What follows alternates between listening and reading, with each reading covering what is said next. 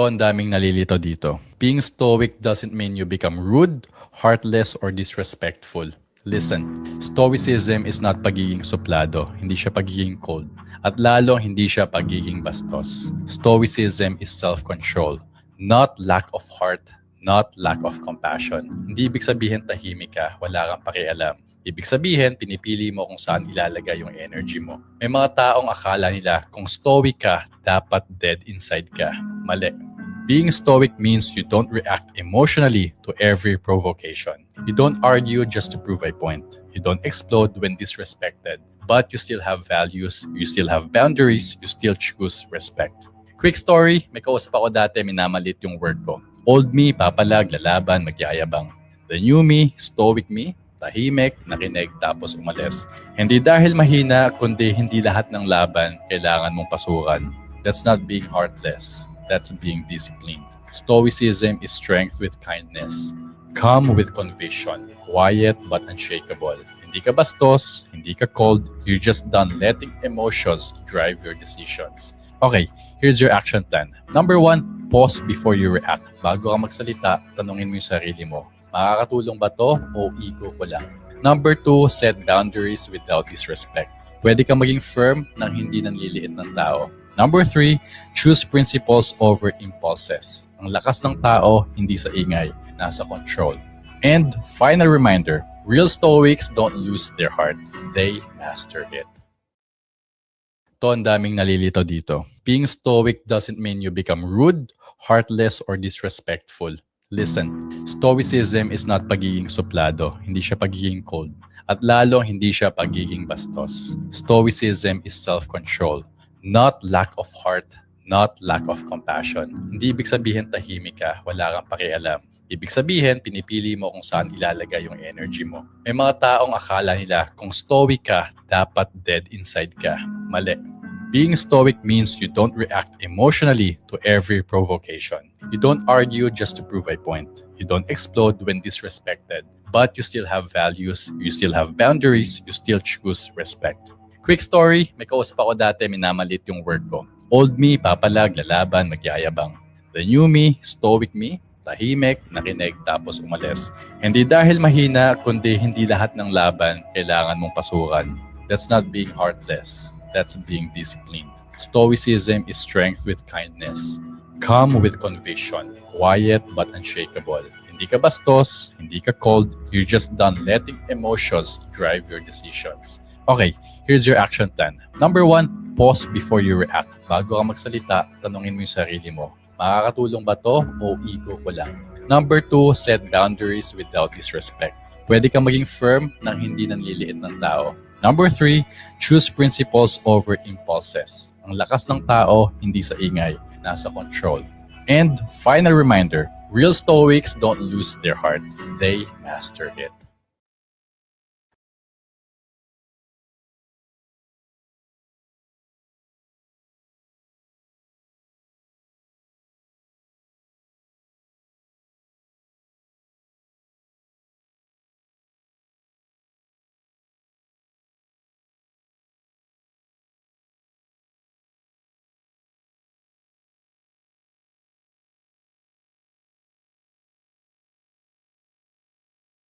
Have you ever felt that strange pressure to explain yourself? Even when you know deep down you don't owe anyone an explanation, and the moment you start talking, you can almost feel your power leaking out sentence by sentence. That pressure is everywhere now. People want updates, they want access, they want your reasons, they want you to turn your private life into a public story so they can judge it, comment on it, compare it to theirs, and then move on like it was entertainment. And if you're not careful, you start living like your life needs approval to be real. But here's the truth. The strongest version of you doesn't argue for attention. He builds, he improves. He moves in silence, and when he finally shows up, he doesn't need to announce who he is. Reality does it for him. That's why this episode is called Focus on Yourself and Stay Silent. Not because silence is a trick, and not because you're trying to seem mysterious, but because silence, when it comes from self-respect, becomes control. It protects your energy from being spent on proving, defending, and reacting. It keeps your mind clean. It keeps your plans alive long enough to become real. The Stoics understood this with a kind of calm ruthlessness. Epictetus kept reminding people that the moment you hand your peace to other people's opinions, you become their servant. Marcus Aurelius, surrounded by noise, criticism, and betrayal, trained himself to do what was right without needing to win the room. Seneca warned that the crowd can steal your soul, not by force, but by temptation. Temptation to be seen, to be praised, to be understood by everyone.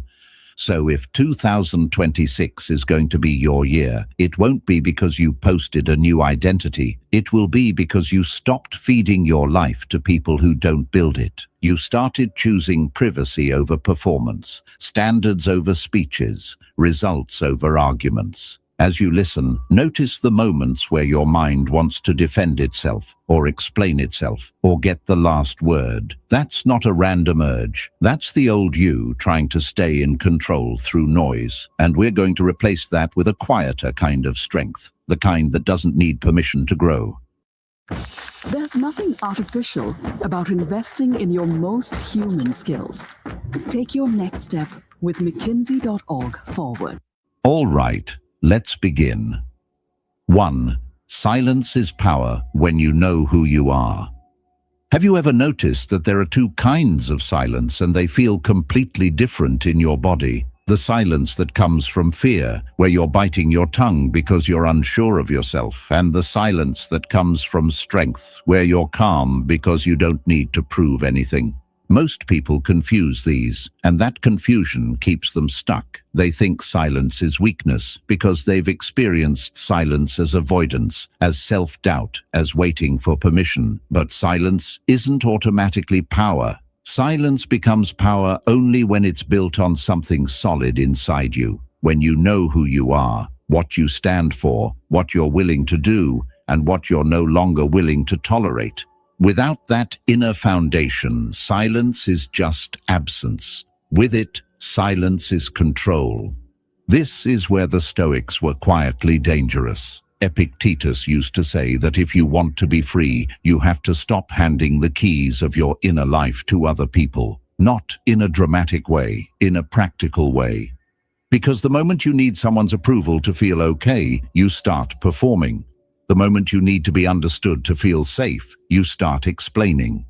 The moment you need to be liked to feel secure, you start bending. And then your life becomes this exhausting project of managing impressions. You're not living, you're negotiating. Silence interrupts that negotiation. But again, only if you're not using silence as a hiding place. The goal isn't to become a statue. The goal is to become grounded. To reach that point where you can feel the pull to defend yourself and still choose restraint. Not because you're scared, but because you're clear. Think about how often people talk themselves into weakness. Someone criticizes them and they rush to justify. Someone misunderstands them and they panic and over-explain. Someone challenges their boundary and they turn it into a long, emotional speech, hoping the other person will finally get it. And sometimes the other person does get it, but not in the way you want. They get that your boundary is negotiable, that your confidence is shaky, that if they push hard enough, you'll start pleading for respect instead of requiring it. This is why the strongest silence is not passive, it's decisive. Marcus Aurelius wrote to himself that he didn't need to waste time arguing about what a good man is. He needed to be one. That line is a blade, because so much of modern life is arguing, explaining, presenting, announcing, narrating. And the Stoic move is less narration, more character. Less performance, more practice. Less talk, more proof. So the first question you have to ask yourself is uncomfortable, but it clears everything up fast. When I go quiet, what am I protecting, my dignity or my fear? If the honest answer is fear, then silence won't feel like power yet.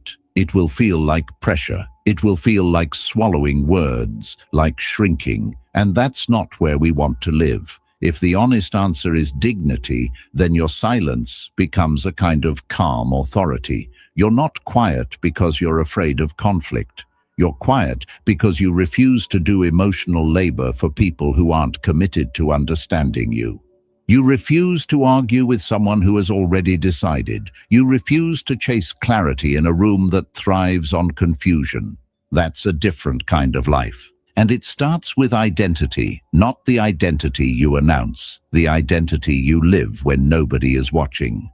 Musonius Rufus, one of the lesser-quoted Stoic teachers, talked a lot about practice, how philosophy isn't a performance. It's training for the situations that test your character. That's what this is. Silence is not a personality. Silence is a skill, and the skill is built by daily proof that you can govern yourself. Because self-governance is what creates the feeling of, I know who I am. You don't get that feeling from affirmations. You get it from alignment, your actions matching your values repeatedly. So here's what it looks like in real life when silence is power. Someone tries to provoke you with a comment that would normally hook your ego. The old you would jump in, correct them, prove something, maybe even escalate. The new you pauses, feels the heat rise and realizes, I don't need to win this moment. I need to protect my mind. And you let it pass. You respond later, or not at all, or with a single clean sentence. And the most important part is what happens inside you afterward. You don't feel weak. You feel free. You feel like you kept your center. Or someone asks you questions that aren't really questions. They're fishing for access. They want details, not because they care, but because they're curious, because they want to compare, because they want to feel relevant. The old you would fill the space, hoping openness equals connection. The new you gives less. Not in a rude way, in a contained way. You answer what's necessary and you leave the rest private. And again, the important part is internal. You don't feel guilty. You feel protected. That's what power feels like when it's quiet. It doesn't feel like domination. It feels like self-respect. Hi, it's me, Stephanie. Surprised? Good, because now I've got your attention. We're always chasing numbers and ideals. Now, let's be honest about why this is hard. Because silence exposes you. When you stop talking, you stop distracting yourself. You stop controlling the narrative. You stop covering insecurity with words. And the mind hates that at first. The mind will say, if I don't explain, they'll misunderstand. If I don't defend myself, they'll think I'm wrong. If I don't speak, I'll lose status. That's the crowd inside your head. That's the part of you still living for external permission. Epictetus would call that slavery, not as an insult, as a diagnosis. So the practice is to build a new reflex. When the urge to explain shows up, you treat it like any other impulse. You examine it before you obey it. You ask, is speaking right now aligned with my values, or is it an attempt to control perception? Because those are not the same. Speaking to clarify is noble. Speaking to beg for approval is expensive. And here's a practical rule you can actually use. If you feel rushed to respond, don't. Rushed responses are usually ego responses. They're usually fear responses. Calm responses come from ownership, so you slow it down. You breathe. You let a little silence exist. You let the room feel slightly uncomfortable. That discomfort is not danger. That discomfort is you growing out of your old reflex. Another practical move. Let your life answer questions your mouth used to answer. If you keep saying you're disciplined, stop saying it and just become consistent. If you keep saying you're changing, stop saying it and let your routine change. If you keep explaining why you deserve respect, stop explaining and enforce boundaries. This is the Stoic method in modern form. Replace speeches with standards. And the secret is, once you start doing this, people feel it. Not everyone will like it. Some people benefited from your openness. Some people benefited from your over-explaining. Some people benefited from your need to be understood. When you get quieter, you remove their leverage. They can't pull you into emotional debates as easily. They can't get free access to your plans. They can't keep you in the arena of words where nothing is ever settled. So yes, there's a cost. Silence costs you certain dynamics, but it gives you yourself back. Now, I want to say something that might sound small, but it changes everything. Knowing who you are is not a thought. It's a pattern. It's what you keep doing when you're tired. It's what you refuse to do when you're triggered. It's what you practice in private when nobody rewards you. That's why silence becomes power after you build identity, not before. Because once you have that pattern, you don't need to convince anyone. You don't need to argue. You don't need to perform. You can let misunderstanding exist without panicking. You can let people think what they think without chasing them. You can be misjudged and remain stable because your stability isn't rented from their opinions. Marcus Aurelius would call that inner citadel, a place in you that stays intact even when the world is loud. So here's the quiet challenge embedded inside this first habit. Notice how often you speak to reduce anxiety, not to communicate truth. And when you notice it, don't attack yourself. Just pause. Let one moment of silence happen. Let the urge pass without obeying it. Then choose words only if they serve your standard. Because when you can do that, when your silence is no longer fear but self-command, everything else gets easier. Boundaries become cleaner. Relationships become clearer. Your energy stops leaking. And that naturally leads to the next idea, because once you taste the power of grounded silence, you realize you don't need to perform to be respected. You need to let boundaries speak for you. 2. Stop performing. Let boundaries speak. Have you ever noticed how the moment you try to explain your boundary too much, it starts to sound like a request instead of a decision?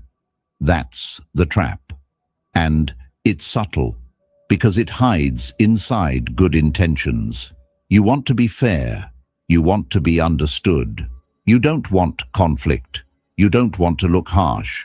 So you soften your boundary with extra words. And those extra words feel polite, but they often carry a quiet message underneath. Please accept this. Please don't be mad. Please still like me.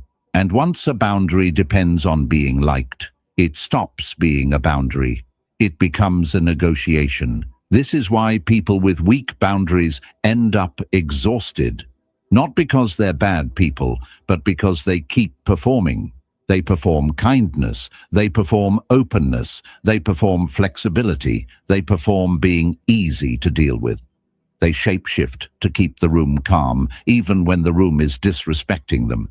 And then they go home and feel that familiar inner resentment.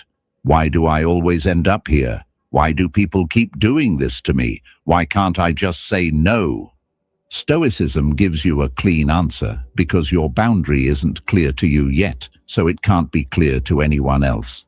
Epictetus would say the work begins inside. If you don't decide what is acceptable, you will keep reacting in the moment. And reacting in the moment usually means obeying fear. Fear of being disliked, fear of losing someone, fear of being seen as difficult. And fear makes boundaries long and emotional. It makes them shaky. It makes them apologetic. But strong boundaries are simple. They're quiet. They're consistent. They don't need a speech. Marcus Aurelius trained himself to live without begging for approval, and one way you can feel that in his writing is how little he tries to convince anyone. He keeps returning to his own standards. He reminds himself, do what is right, keep your character, let other people be who they are.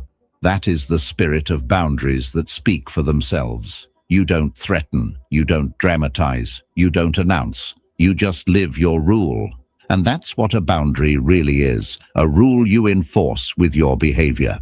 Not a mood, not an emotional burst, not a message you send when you're finally fed up, A rule. So let's get concrete, because this is where most people fail. They think boundaries are something you say, but boundaries are something you do. Words are only the invitation. The enforcement is the boundary. For example, if someone speaks to you disrespectfully, the boundary is not the speech you give about respect. The boundary is that you end the conversation. You lower your voice. You say one clean sentence. We'll talk when it's respectful, and you leave. That's it. No lecture, no emotional sermon, just a decision. If someone keeps violating your time, the boundary is not, please be on time, because it hurts my feelings. The boundary is that you stop rearranging your life around their lateness. You start at the agreed time. You leave when you said you would leave. You don't punish them. You don't complain. You just stop accommodating the pattern. If someone keeps asking for access to your personal life, the boundary is not explaining your entire history and why privacy matters to you. The boundary is that you share less. You change the subject. You answer with calm brevity. You don't reward curiosity with intimacy. This is what it means to let boundaries speak. Your life becomes the explanation.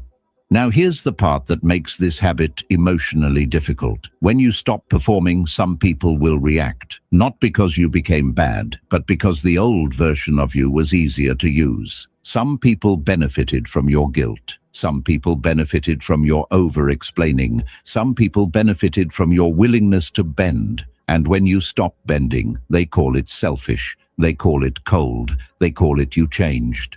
And that sentence, you changed, is often not an observation. It's a complaint. It means you stopped making it easy for me. This is where stoic clarity matters, because if you're not prepared, you'll retreat. You'll feel guilty. You'll start explaining again. You'll start trying to manage their emotions. And then you're back in performance. Seneca warned that wanting to be loved by everyone is a form of weakness because it makes you dependent on the crowd. And boundaries are one of the fastest ways to break that dependency, because a real boundary forces you to accept a hard truth. Some people only approve of you when you abandon yourself. So the question becomes, are you building a life that is respected or a life that is approved? Approval is cheap. Respect is earned, and respect begins with self-respect. You can hear me, right? Yeah. Okay, it was fine, right? Yeah. Okay. Hey guys, I'm gonna do that again because I didn't like that. Hello, ladies and gentlemen. My name is Petra Collins, and we are in Paris for Fashion Week. We're about to see the Miu Miu Fall Winter 2026 show, and I'm about to take you backstage and cause some trouble. Damn it. I can cross? Yeah, it's green. Paris has been buzzing with excitement this Fashion Week, but we're all impatiently awaiting. Now, there's a very practical reason boundaries should be brief. The longer your boundary explanation, the more openings you create for debate. People can argue with your reasons. They can pick at your wording. They can call you dramatic. They can twist it into a negotiation, but when your boundary is short, there's nothing to grab. There's no rope to pull. That's why no is a complete sentence. That's why I'm not available for that is stronger than I'm not available because. The because is where people start bargaining. And yes, there are times to explain when it's someone you genuinely trust, someone who has shown they care, someone who has earned that deeper conversation. But most over-explaining is not trust, it's anxiety. So here's a simple internal test. When you feel the urge to explain, ask, am I explaining to clarify or to avoid discomfort? If it's discomfort, shorten it.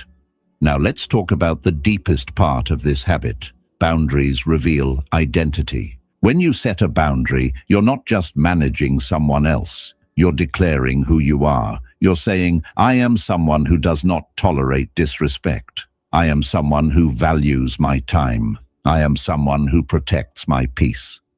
I am someone who doesn't negotiate my standards. This is why boundaries feel scary. They make you responsible for being the person you claim to be. A lot of people want the benefits of boundaries without the cost. They want respect without enforcement. But there's no such thing. If you don't enforce your boundary, you teach people that your words are just mood, and then you feel powerless. That's why the most important boundary is not the one you set with others. It's the one you set with yourself. When I say no, I will not betray myself 5 minutes later. That's the real contract. So here's the practical method you can use to build this habit without becoming aggressive or cold. First, decide your non-negotiables in private. Not 10, just 1 or 2. Choose the ones that have been draining you the most. Maybe it's your time. Maybe it's disrespect. Maybe it's constant access. Maybe it's being pulled into drama. Decide, this is no longer allowed in my life. Second, craft one clean sentence for each boundary. A sentence that is calm and direct. No anger, no pleading. Something like, I'm not available for that. I won't continue this conversation if it stays disrespectful. I need advance notice. I don't share that. Keep it simple enough that you can say it under stress. Third, enforce with behavior. This is everything. If the boundary is crossed, you act. You leave. You pause the conversation. You stop replying. You follow through, not in revenge, in consistency, because consistency is what turns a boundary into a reality. And here's the if-then that makes it automatic. If you catch yourself over-explaining, then stop mid-sentence, shorten it, and return to the clean line. You'll feel the discomfort. Let it be there. That discomfort is the old performance dying. Now, when you live this way for a while, something changes in you. You start feeling less resentful because you're no longer abandoning yourself. You start feeling calmer because you're no longer managing other people's reactions. You start feeling stronger because you're no longer begging for respect through words. You're requiring it through standards. And then something even more interesting happens. You stop needing to narrate your life at all. Once boundaries are real, once your energy is protected, once your standards are lived, you realize your life doesn't need a press release. You don't need to announce your plans, explain your moves, or update people on your progress. You can just build, quietly, consistently. 3. Your life doesn't need a press release. Have you ever noticed how the moment you tell people what you're about to do, a strange part of you relaxes, as if the talking itself became a substitute for the doing? That's not imagination. That's a real psychological trap. When you announce your plans, you often get a small dose of satisfaction, attention, encouragement, curiosity, even admiration, and your mind quietly treats that as progress. It's like your brain caches the reward early before the work is done. Then, when it's time to actually build, the urgency feels weaker because the ego already got fed. This is why so many people stay stuck in a cycle of starting but never finishing. They live in updates. They live in explanations. They live in telling the story of the person they want to become, instead of enduring the quiet boredom of becoming him. And here's the hard truth. The more you feel the need to announce your life, the less anchored you are in it. Because announcing is a way of asking for permission. It's a way of seeking validation. It's a way of controlling the narrative so you feel safe. It's a way of saying, please witness me. Please approve. Please don't misunderstand. But life doesn't improve from being witnessed. Life improves from being lived. Stoicism is brutally aligned with this. Epictetus would tell you that if your sense of peace depends on how other people interpret you, then you're not living your life. You're living their imagination. And that is a form of dependence that looks normal because everyone does it, but it quietly ruins focus. Because when you're attached to being seen, you become attached to the crowd. And the crowd is unstable. Today they clap. Tomorrow they forget. Today they praise. tomorrow they judge. A press release life is a fragile life. A private life built on standards is harder to shake. Marcus Aurelius, again, was surrounded by the ultimate audience. People watched his decisions, his expression, his mood. He could have turned his life into constant image management. But what you feel in his writing is someone constantly trying to return to inner truth, to right action, to integrity without theater. He keeps reminding himself, don't act for applause. Don't become addicted to approval. Don't perform virtue. Practice it. There's a line of thought he returns to repeatedly. Do what is right and accept that people will say what they say. That is the antidote to the press release mentality.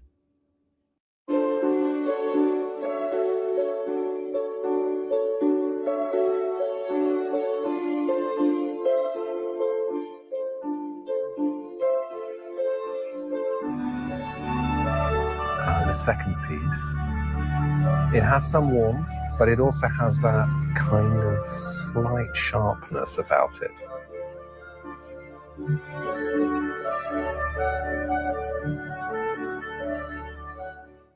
Oggi per i nostri atleti si prospetta una lunghissima giornata. L'unica cosa da fare è dare il go. con Omegor, eccellenza negli omega 3 ad alta concentrazione e purezza certificata. Dai il go al tuo benessere. Con Omegor. Now, let's make this painfully relatable. Think about how often you feel tempted to explain your mission to people who aren't building with you. You feel like if they understand, you'll be supported. If they support you, you'll feel confident. And if you feel confident, you'll finally follow through.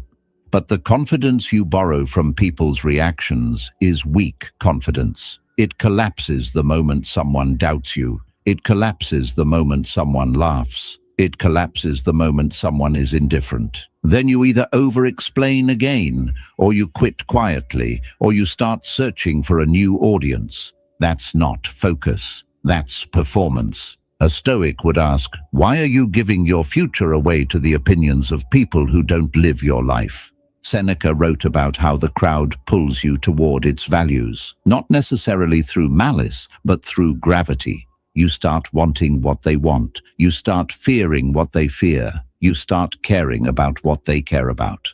And one of the most dangerous ways the crowd pulls you is through conversation, through commentary, through advice, through curiosity. Because once you start discussing your plans in public, you invite interference.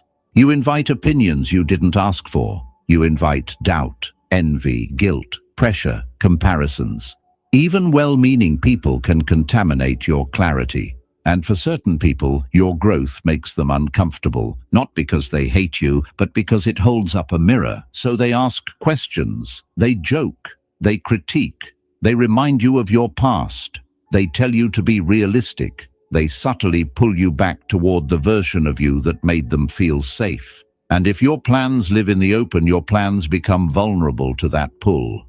This is why the Stoic move is simple. Keep your progress private until it has roots, not forever, just long enough to protect the seed. Because seeds don't grow under constant inspection, they grow under soil. And your new life needs soil, silence, focus, consistency, repetition, boring days, unseen effort. That's how anything real is built.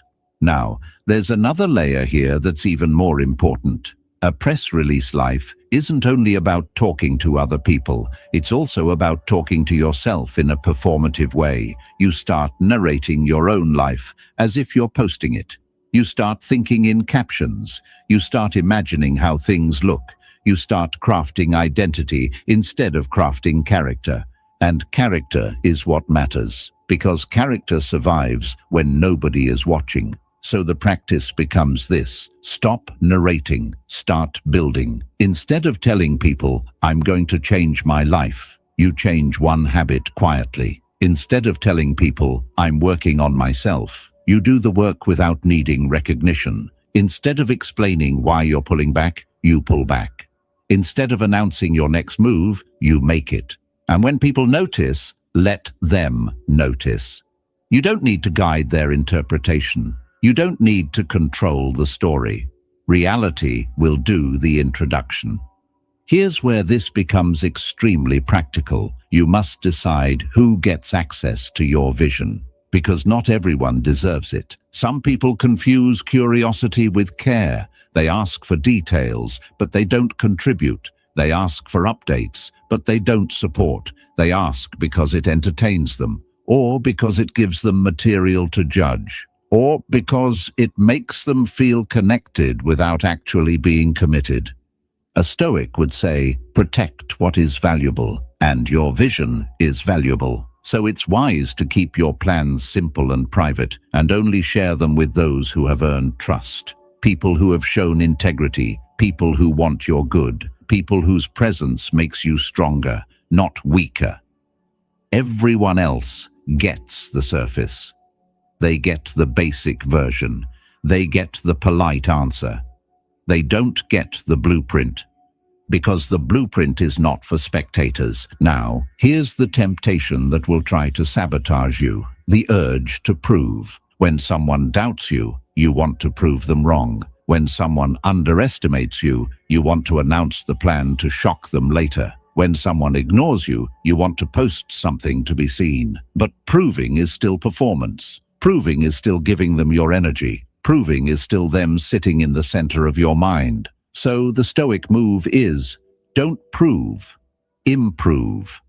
Let that be the ethic, because improvement is real, proof is ego. And you can test yourself with a simple question. When I want to announce something, what am I really asking for? If you're asking for guidance from a wise person you trust, that can be good. If you're asking for accountability from someone who's committed to you, that can be good. But if you're asking for reassurance, for validation, for approval, for attention, for emotional comfort, then you're feeding the part of you that will keep you dependent.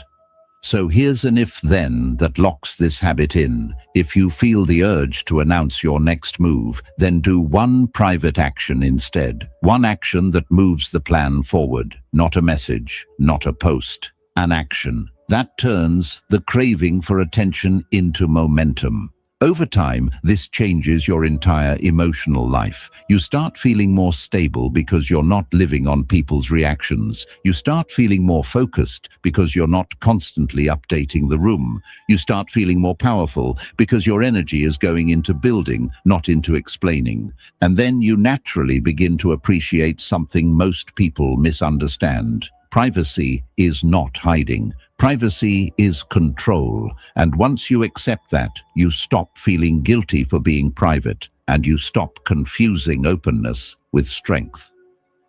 4. Privacy is not hiding. It's control.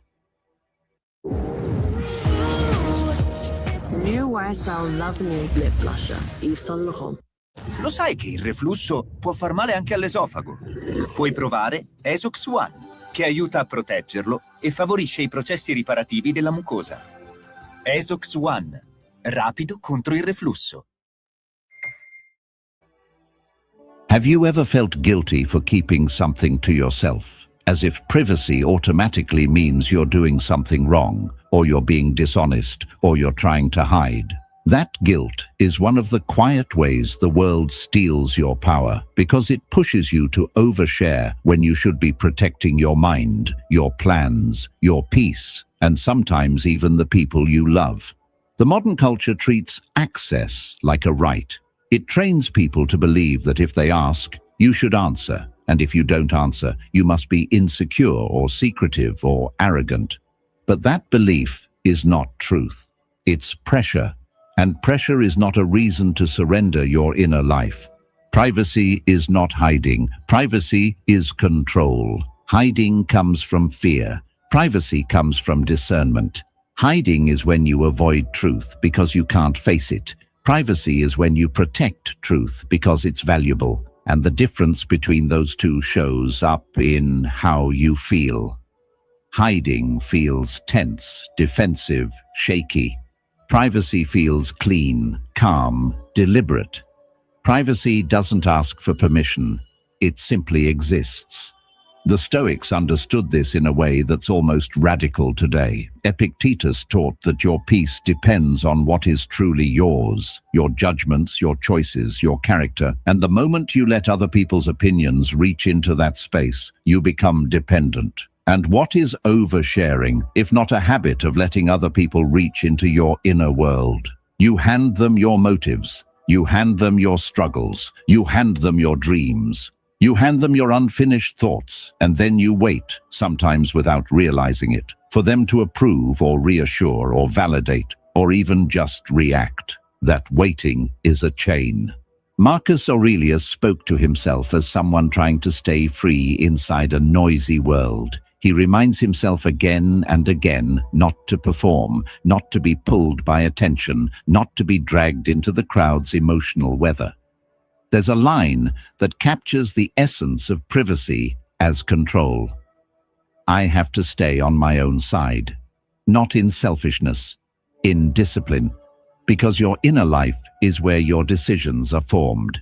And if your inner life becomes public property, open to commentary, judgment, misunderstanding, you start living outward instead of inward. And living outward looks normal until you feel the consequences. You become reactive. You become easily influenced. You start changing your goals based on people's responses. You start doubting your own instincts because someone made a face. You start editing your life before you even live it.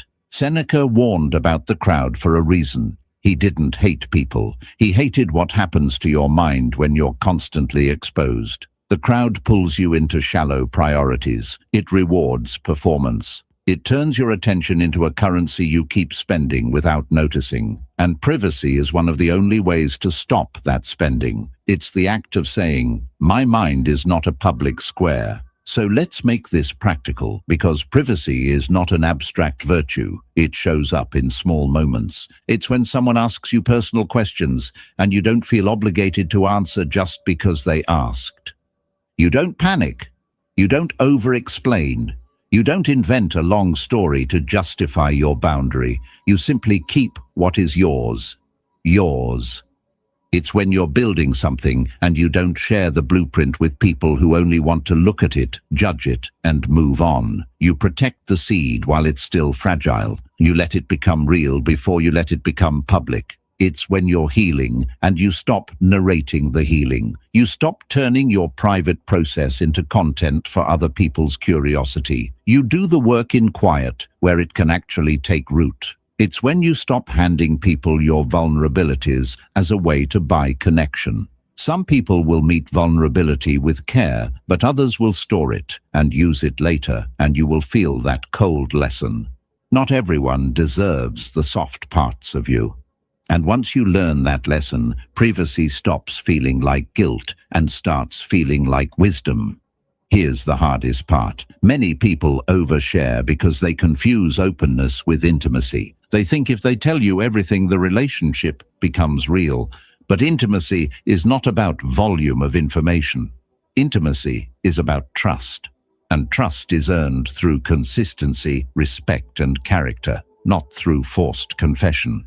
You can be open with the wrong person and end up feeling lonelier than before. You can be private with the right person and still feel deeply connected, because connection doesn't require you to expose everything. It requires you to be seen accurately by someone who has earned that privilege. This is why privacy is control. It gives you the ability to choose who gets access. And that choice matters, because your inner world is not an unlimited resource. Every time you explain yourself, you spend energy. Every time you defend yourself, you spend energy. Every time you share something tender with someone who doesn't handle it well, you spend energy. And sometimes you spend peace for weeks afterward. Privacy is how you stop bleeding. Now, there's a psychological reality here that will make you uncomfortable at first. When you become more private, you will trigger people who are used to having access. Some people will interpret your privacy as rejection. Some will interpret it as arrogance. Some will try to provoke you into explaining. Some will joke about you being secretive. Some will push harder, because pushing is how they stay in control. This is exactly why privacy is power. It shows you who respects you without access, and it shows you who only feels safe when they can monitor you. A Stoic would see this clearly. Epictetus would say, don't be disturbed by their reaction. Their reaction belongs to them. Your boundary belongs to you. Your job is not to manage their feelings. Your job is to live according to your standard. And your standard here is simple. I don't owe everyone my life. Another reason privacy matters is because it protects clarity. When you keep certain things private, you give your mind space to think without interference. You give your emotions space to settle without being interrogated. You give your decisions time to mature before they face opinion. Most bad decisions are not made because people are stupid. They're made because people are rushed. They're made under emotional pressure. They're made while trying to protect an image. They're made while trying to satisfy someone else's expectations. Privacy reduces that pressure. It lets you decide from stillness. This is why privacy is not hiding. Hiding is running from reality. Privacy is refusing to let reality be distorted by outside noise before you've even processed it. So how do you build this habit without becoming cold? You build it with calm language and consistent behavior. You don't need an aggressive posture. You don't need to act mysterious. You don't need to play games. You simply become selective. You share your life in layers. Surface layer for most people. Polite, light, basic. Deeper layer for trusted people. Honest, specific, meaningful. Deepest layer for very few. Your real fears, your real dreams, your real wounds, your real plans. This is not manipulation. This is maturity. Because not everyone earns the same access to you, and pretending they do is how people get hurt. Here's an if-then that makes it actionable in real time. If someone asks for details you don't want to share, then answer briefly and redirect, without apology. Something as simple as, I'm keeping that private, or I'm good, just focused lately, and then move on. Let the silence do some work. Let the discomfort exist. You don't need to fill it. If they respect you, they'll follow your lead. If they don't, they'll reveal themselves. And there's another if-then that protects your mind. If you feel the urge to overshare because you're anxious, then pause and write it privately instead. One paragraph for yourself. Oversharing often isn't communication. It's emotional discharge. Give that discharge a private place to go, and you'll stop using other people as emotional containers. Over time, privacy does something surprising. It makes you feel safer in your own skin, because you're no longer constantly exposed. You're no longer constantly explainable. You're no longer constantly available. You become contained, and containment is strength. And once you taste that strength, you stop needing to announce you're rebuilding. You stop needing updates. You stop needing a running commentary on your progress. You rebuild in quiet because you finally understand. The best kind of growth happens when it's protected from noise. That's where we go next. 5. Rebuild in quiet. No announcements, no updates. Have you ever noticed how rebuilding becomes harder the moment you start telling people you're rebuilding, like the work becomes heavier, not because the work itself changed, but because now there's a subtle audience attached to it? Now people expect progress, they expect a story, they expect consistency you can perform on demand. And if you slip because you're human, you don't just feel the slip, you feel the embarrassment of the slip. You feel the urge to explain the gap. You feel pressure to show that you're still on track. And that pressure is poison for real change, because real change isn't a straight line. It's uneven, it's private, it's quiet repetition on days you don't feel heroic. Stoicism would call this simple. Don't make your growth dependent on external eyes, because the moment your growth becomes something you display, your growth becomes vulnerable to praise and criticism, two forces that can both pull you off course. Praise can make you complacent. Criticism can make you defensive. Both can make you perform, And performance is the enemy of rebuilding, because performance is about looking strong, while rebuilding is about becoming strong. Epictetus would say, "Your job is to care for your own mind, to train your judgments, to govern your choices." Those are internal tasks. They don't need witnesses. They don't need applause. They need consistency. And consistency is easier to protect when it's quiet. Vichy Collagen 16 Sero corregge 16 segni dell'età, riduce le rughe e rimpolpa. Il toast è più toast con fettine Kraft. Very, very toasted, le fettine Kraft. Marcus Aurelius practiced this kind of quiet rebuilding constantly, even when the world watched him, because he understood a harsh truth. The crowd will never fully understand your inner work. They will interpret your progress through their own fears and desires. They will project. They will misunderstand. They will reduce your complexity into a simple story. And if you try to correct their story, you'll lose your time. So he returns to a simpler mission. Do the work. Live the standard. Let people say what they say. Seneca would add another warning. The mind loves drama. It loves grand declarations. It loves the emotional reset. But the dramatic reset often fades when the ordinary day arrives. Quiet rebuilding avoids this trap because it doesn't depend on emotion. It depends on repetition. So what does it mean to rebuild in quiet in a way that changes your life? It means you stop announcing the new version of you before he exists. You stop telling people you're changing your routine. You stop promising big transformations. You stop explaining your new philosophy. You stop updating people on your progress. You stop sending the message, "I'm working on myself now," as if that message is the work. Instead, you do the boring part. You wake up and you do the small thing you said you'd do. You train, you read, you work, you clean up your habits, you reduce your input, you protect your sleep, you keep your mouth calmer, you enforce boundaries, you fix what you can fix, you accept what you can't, and you do it again tomorrow.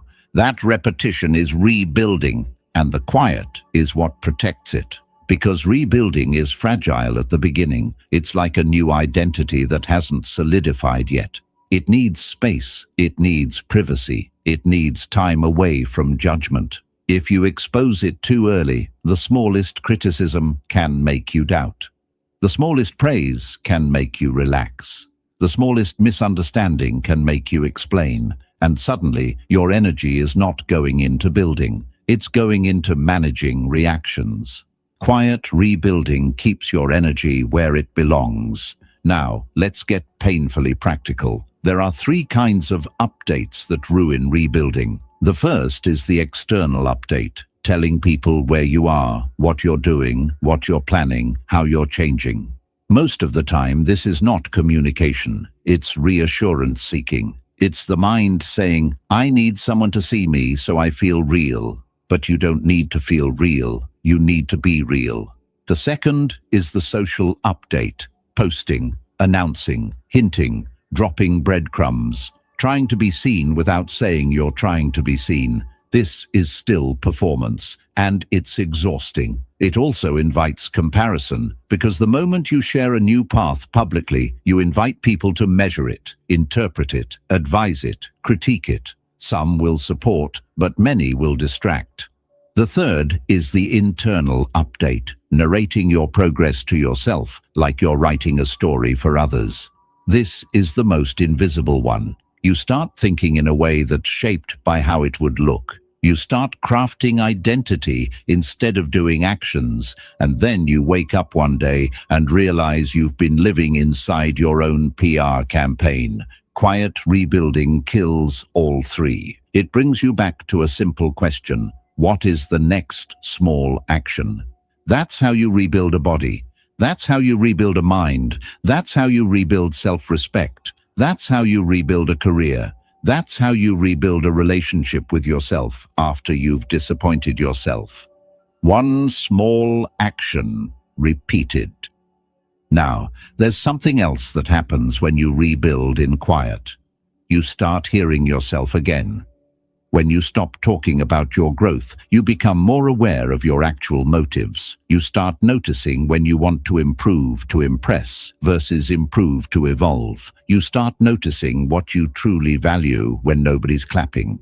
You start noticing what your real fears are when you're not distracting yourself with updates and explanations. And that self-awareness is priceless, because rebuilding without self-awareness becomes another performance, another attempt to become an image. Stoicism is not about becoming an image, it's about becoming free. So the discipline here is, let your progress be private until it becomes stable enough to survive the world. And stability has a signature. It continues even when nobody knows. If you only do the habit when people ask about it, it's not a habit, it's a performance. If you only stay disciplined when you can report it, it's not discipline, it's image management. But if you keep doing it when nobody sees, now it's yours. Now it's character. Now it's identity. Now it's real. Seneca would call this the true test of virtue. What you do when it costs you something and nobody rewards you.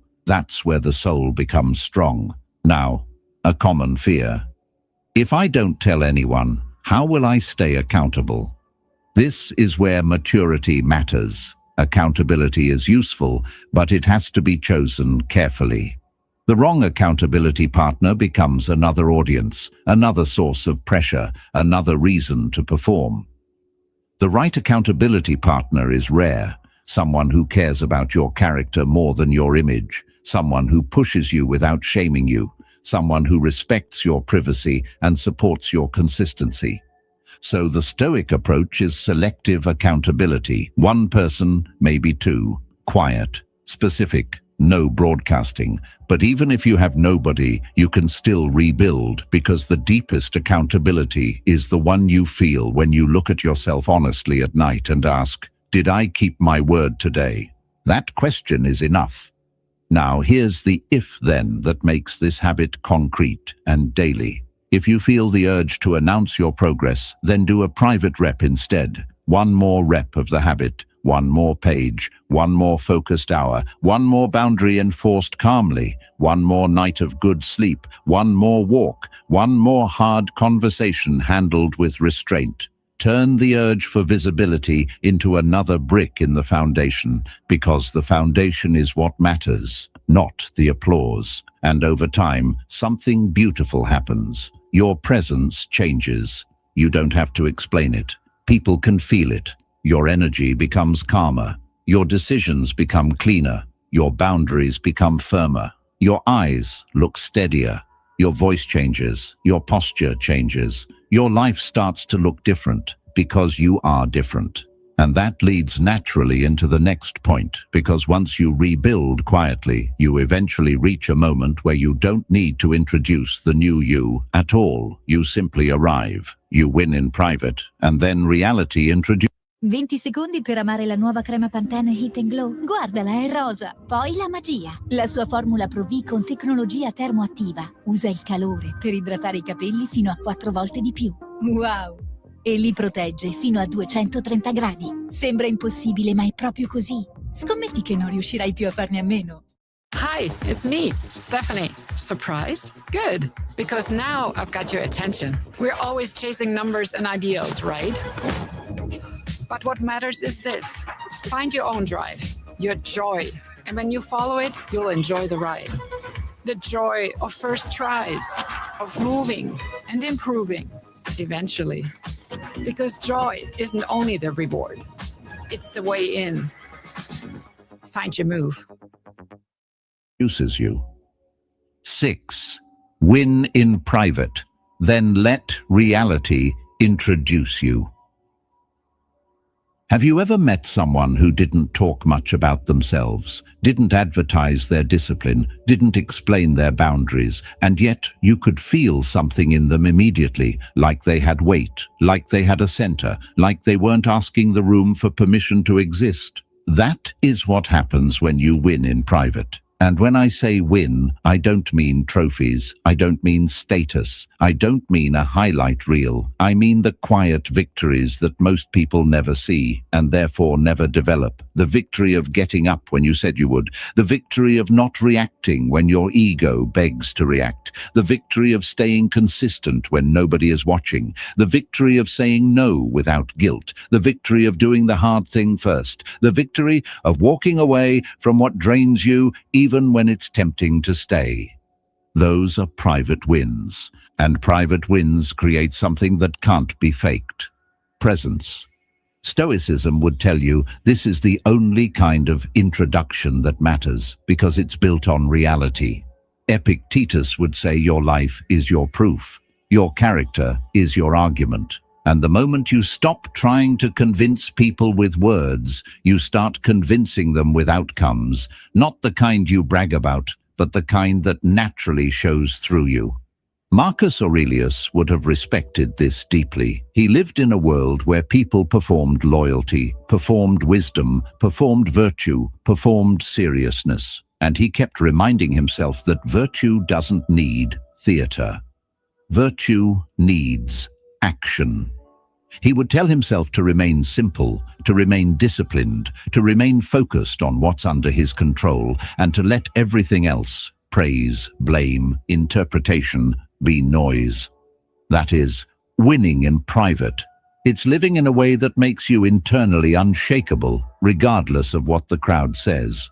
Seneca, too, warned about chasing recognition. He saw how applause can corrupt a person, how it makes you start doing things for display. And when you do that, your life becomes dependent on being seen. You become addicted to being acknowledged. And the moment the attention disappears, so does your drive. Private winning breaks that addiction. It gives you a source of confidence that doesn't need witnesses. Now, why does this matter so much for focusing on yourself and staying silent? Because one of the biggest reasons people talk is insecurity about progress. They talk to reassure themselves. They talk to feel supported. They talk to make the plan feel real. They talk to create external pressure so they have to follow through. And sometimes that works for a week. But long-term, it creates a life where your drive is tied to external attention. That's fragile. Private winning makes your drive internal. It makes your standards internal. And once your standards are internal, your silence becomes natural. You stop telling people what you're going to do because you're busy doing it. You stop trying to manage how you're perceived because you're building something that doesn't depend on perception. You stop needing to be understood because you understand yourself. And then something happens that most people don't expect. Reality starts introducing you before you open your mouth. Your work speaks. Your calm speaks. Your boundaries speak. Your health speaks. Your consistency speaks. Your energy speaks. Even your absence speaks.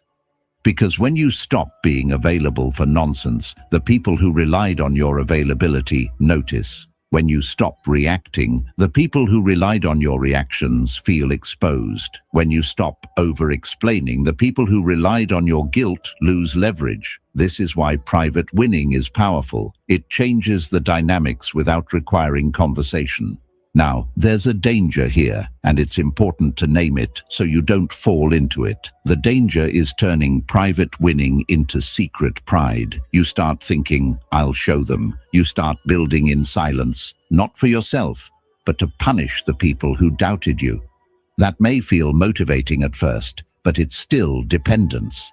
It's still the crowd living in your mind. It's still them sitting in your motivation. The Stoic way is cleaner. You don't win to prove them wrong. You win to prove yourself true. You win because you're tired of abandoning yourself. You win because you want a life you respect. You win because your soul feels better when you live aligned. That's not revenge. That's maturity. Epictetus would say, do not seek to be admired. Seek to be free. And freedom is built through self-mastery, not through showing off. So what does it look like to let reality introduce you in daily life? It looks like not announcing your new boundary, but enforcing it so consistently that people adjust. It looks like not explaining your discipline, but becoming reliable enough that people start trusting your word. It looks like not telling everyone you're changing, but showing up different, calmer, cleaner, less available for drama. It looks like not defending your decisions, but living them with steadiness until the debate dies on its own. Because most debates only continue when you keep feeding them, and the people who matter will eventually see the pattern. The people who don't matter will either lose interest or become louder. Either way, you're free. Now, there's another reason this is essential. Private winning protects your momentum. When you keep your victories private, you keep them safe from the two emotional traps that destroy consistency: inflation and deflation. Inflation is when a small win makes you arrogant. You start thinking you've arrived. You loosen standards. You stop doing the boring work. You start chasing praise. That kills progress. Deflation is when a small setback makes you ashamed. You start thinking you're doomed. You spiral. You quit. That also kills progress. Private winning keeps you centered because the wins are for you. They don't inflate the ego because they're not performed. They don't deflate you because they're not judged by others. They simply build identity. And identity is the real win. So here's a concrete method you can use to make this habit real, not inspirational. Choose one private scoreboard that only you see. Not a social scoreboard, not numbers you post. A personal scoreboard. It can be as simple as asking yourself each night, did I keep my word today? Did I protect my energy today? Did I avoid useless arguments today? Did I do the hard thing before the easy thing today? Did I act like the person I respect today? That's the private win. And the score is not for perfection, it's for awareness. Because awareness is what makes correction possible. Now here's the if-then that turns this into a daily discipline. If you feel the urge to announce a win, then convert it into another private rep. Take the energy of that urge and put it into the next action. Because the real win is not telling people you're winning. The real win is continuing.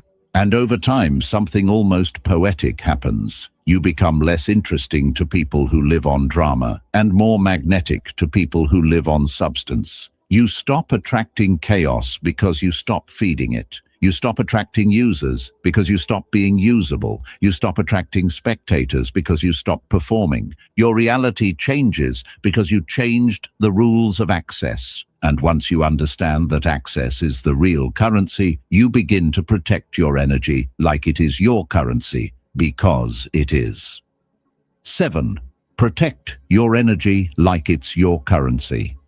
You can hear me, right? Yeah. Okay, it was fine, right? Yeah. Okay. Hey guys, I'm gonna do that again because I didn't like that. Hello, ladies and gentlemen. My name is Petra Collins, and we are in Paris for Fashion Week. We're about to see the Miu Miu Fall/Winter 2026 show, and I'm about to take you backstage and cause some trouble. Damn it. I can cross? Yeah, it's green. Paris has been buzzing with excitement this fashion week, but we're all impatiently awaiting the Miu Miu show. I'm just here live at Miu Miu Park, where all of Mrs. Prada's dreams come true, and mine. It's making me too relaxed. I've really never seen this space look like this. It's sort of a Alice in Wonderland funhouse. This is what the models would do. The one time I did it, they told me powerful, no smiling. This is my favorite place to shop.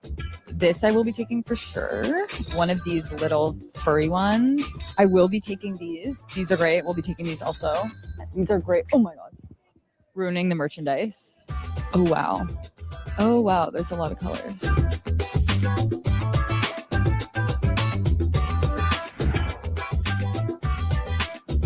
We're in hair, makeup, and nails. Everyone's rushing against the clock to see if they can finish in time. It's kind of crazy back here. It's really hot. checking out what's going on. So what's the hair for the show? Well, the hair for the show is there's a little nod to the 90s. So these headbands that you maybe saw on football or something, you know, with the right lines. It's just sort of like placed back and you get these kind of lines in the hair. A little bit sticks up, a little bit of texture in the back. Very Miu Miu, very cool, you know, characterful. I used to wear a headband in the 90s. There you go. So, yeah. Will you tell us quickly what backstage is like?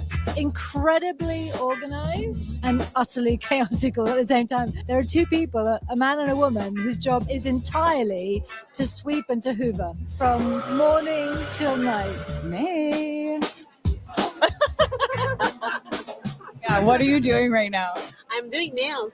Nails are really cool. We are painting this clear, transparent mustard color.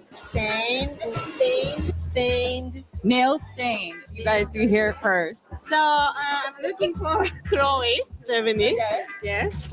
She, I think, was upstairs. Oh, she's upstairs. Yeah.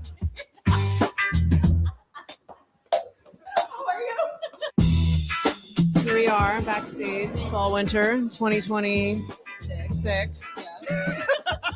Last time I walked was 2018 at the Hotel Regina. All these fabulous actresses also walk, like Uma Thurman and Gwendolyn Christie, a lot of 90s models. So I felt very comfortable and confident in my skin. Here, there's a lot of young people that I don't know, but there's some bangers here. There's some weirdos, there's some freaks. I'm excited. It's gonna be good. I just found Yeonjun on here. I think it's his first time walking ever. It's amazing to debut at Miu Miu. K-pop idol, we love him. He looks incredible in this look.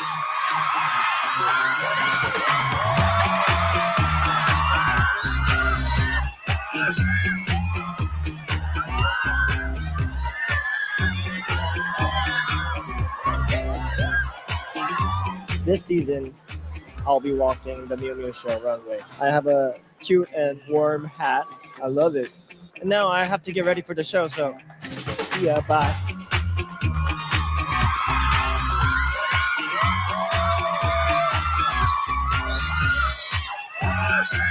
minutes before the show and I have to go inside and it's so chaotic outside. Thank you so much.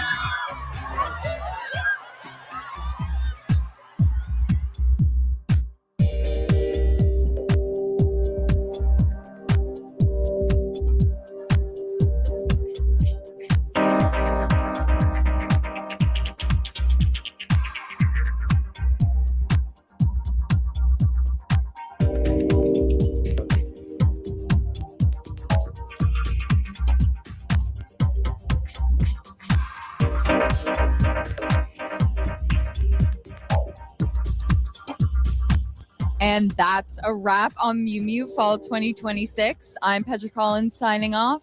Thank you for watching. Enjoy. Il sole sta morendo. Perché? Non lo sappiamo. Perciò abbiamo costruito un'astronave per andare lì e scoprirlo. Il mondo conta su di lei. Project Hail Mary is such a once-in-a-lifetime movie. Sono un insegnante della scuola media Grover Cleveland. È l'unico scienziato che potrebbe sapere di cosa si tratti. My character is alone in space, and then, of course... Io sono Rocky. Ho incontrato un alieno. Lui è davvero geniale. Anche il suo pianeta sta morendo. They form this beautiful friendship. Ci sono infinite possibilità che vada tutto storto. It's the most incredible theatrical experience.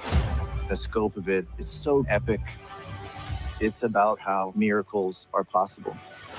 If you believe in the Hail Mary. In scena si va. Forse volevi dire si va in scena. L'ultima missione, Project Hail Mary, dal 19 marzo al cinema. Have you ever reached the end of a day and realized you weren't really tired from work? You were tired from people, from noise, from small conversations that stole pieces of you, from emotional labor you didn't even notice you were doing until your mind felt foggy and your body felt heavy. That's energy leakage. And if you don't treat it seriously, it quietly ruins your life. Because focus is not only about what you do, it's about what you refuse to spend yourself on.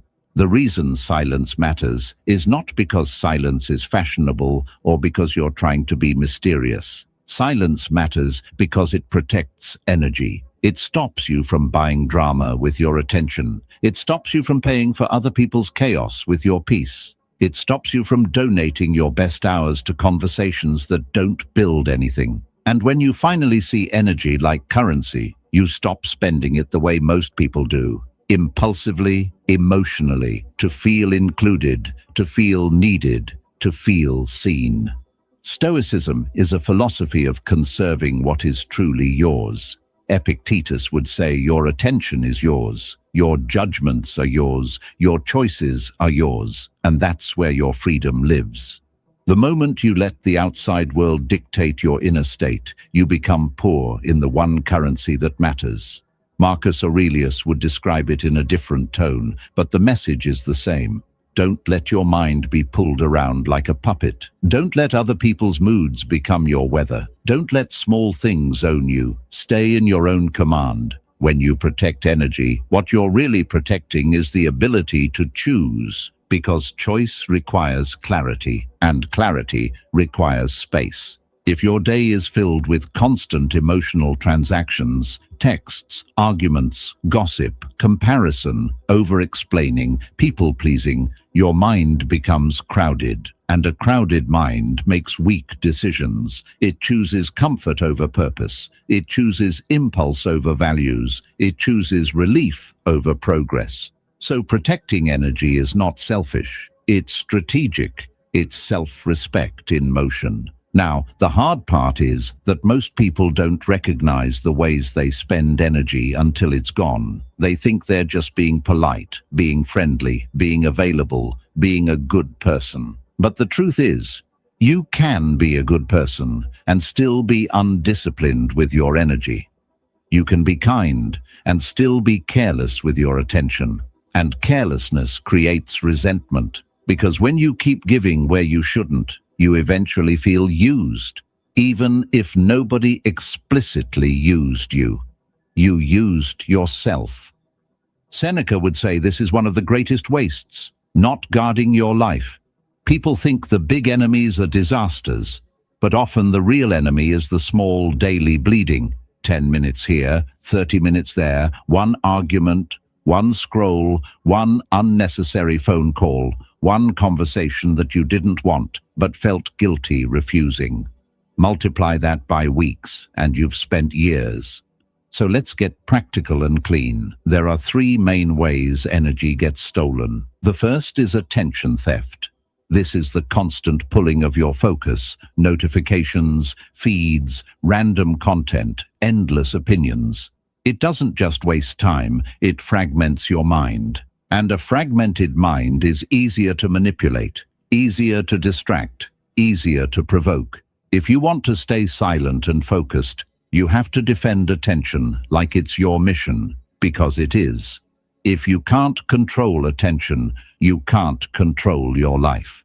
The second is emotional theft. This is where people's moods, demands, and drama pull you into states you didn't choose. Someone is angry, and now you're tense. Someone is anxious, and now you're carrying their anxiety. Someone is confused, and now you're trying to fix it. Someone wants to argue, and now you're proving yourself. Emotional theft is expensive because it doesn't just take the moment. It takes the hours after, where you replay, regret, rehearse, fantasize. One useless argument can steal an entire evening. The third is social theft. This is the invisible pressure to be available, responsive, and nice, even when it's not aligned with your values. You respond quickly so you don't seem rude. You say yes so you don't disappoint.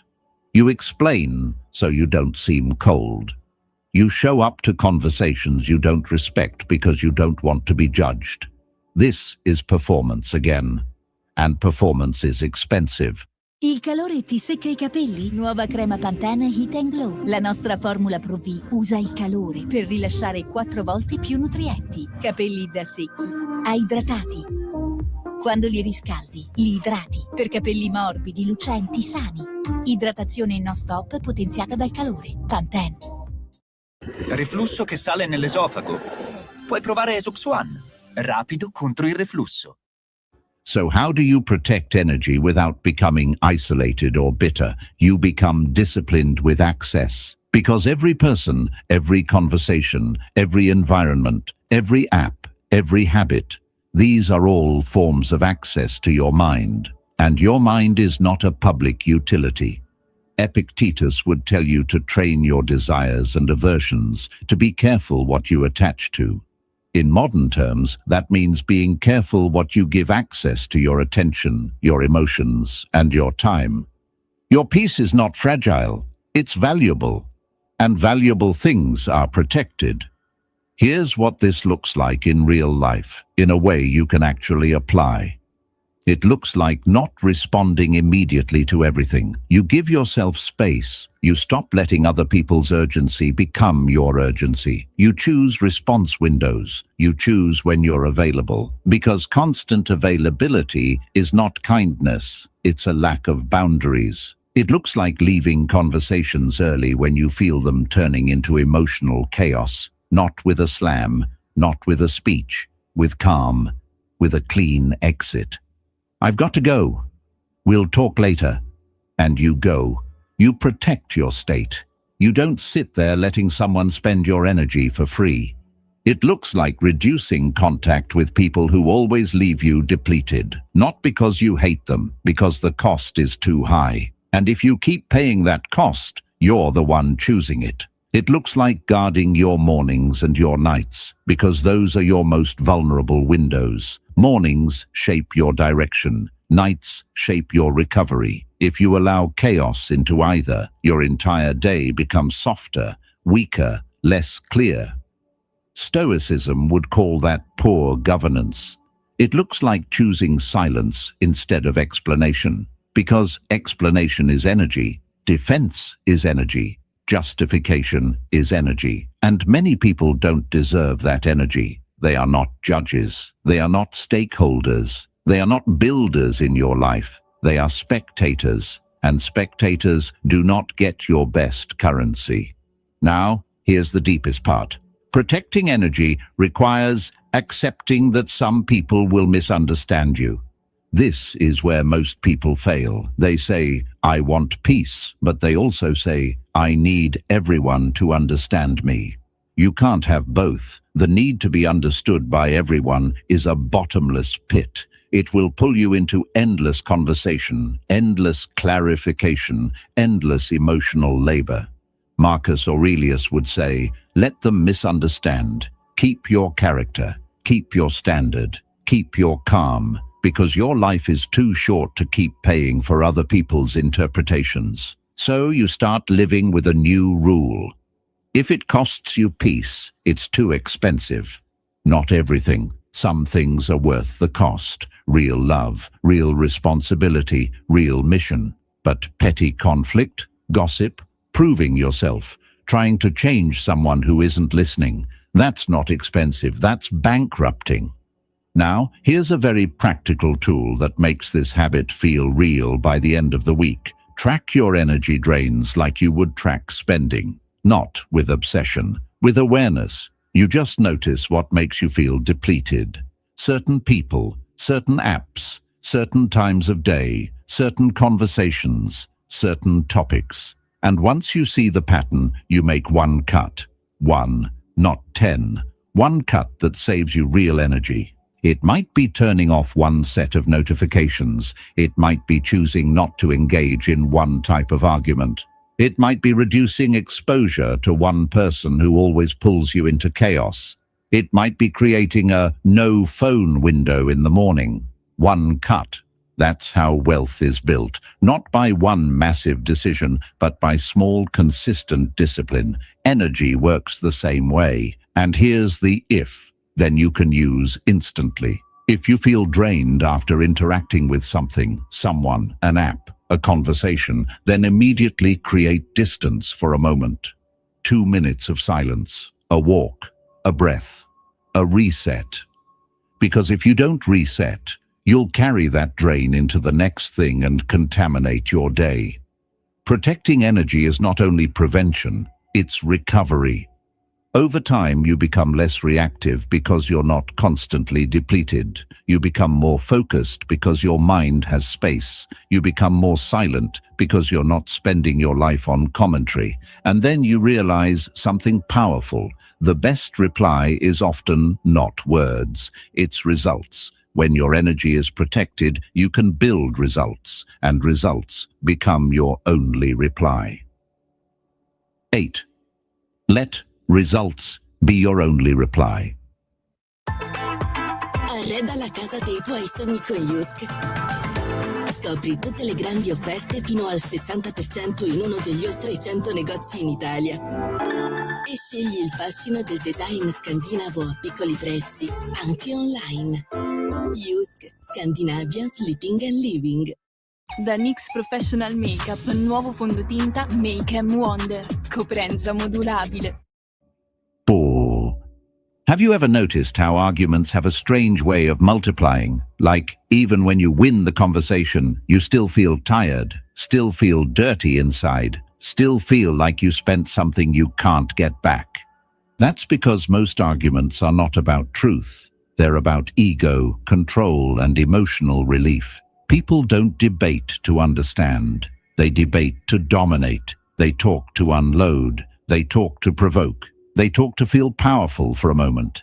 And if you keep replying with words, you keep feeding the game. You keep staying in the arena where nothing is ever settled because the goal was never resolution. It was engagement. This is why one of the strongest forms of silence is replacing your reply with results. Not as a flex, not as revenge, as discipline. Results are clean. Results don't beg. Results don't argue. Results don't over-explain. Results don't chase approval. Results simply appear, and the room adjusts. Stoicism aligns with this because it's built on action. Epictetus would say, "You are not what you claim. You are what you do." You can talk about patience all day, but the first moment you react impulsively, the truth is revealed. You can talk about boundaries all day, but the first moment you tolerate disrespect, the truth is revealed. So, the Stoic path is to stop trying to be believed and start becoming undeniable through consistent behavior. Marcus Aurelius lived in a world full of talk, political talk, gossip, accusations, praise, blame. He understood that you could spend your entire life trying to correct other people's narratives and still die misunderstood.